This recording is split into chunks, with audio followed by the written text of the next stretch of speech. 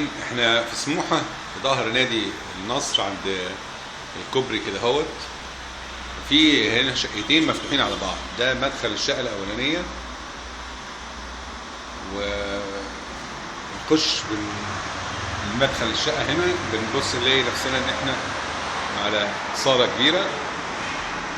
هي الشقة متأسسة جديدة على الزيرو، احنا في دور قصير باصين على الكوبري.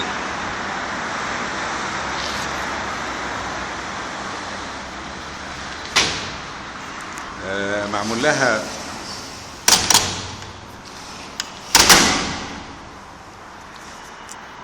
شباك ألوميتال عشان الصوت. بنخش بنلاقي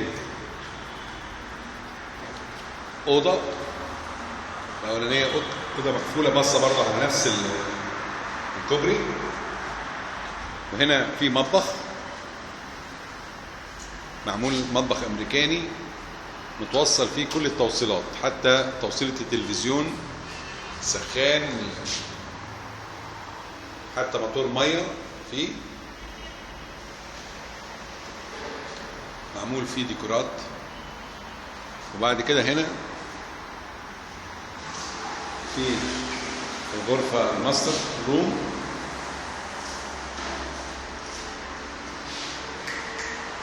الغرفة الماستر روم توصل ليها حمام، الحمام فيه بانيو وفيه حوض، كومبينيشن حمام كبير وأوضة كبيرة. الشقة مساحتها على بعض الشقتين 255 متر. بنطلع بقى بنخش هنا، بنتجه على الشقة الثانية، بنلاقي حمام كبير تاني،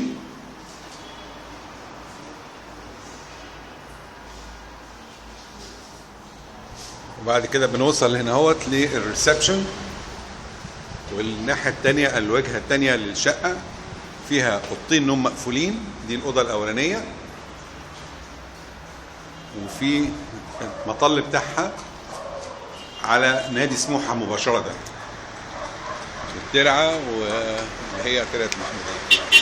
ده نادي سموحة، ده المطل بتاع نادي سموحة كله، زهران هناك كوبري.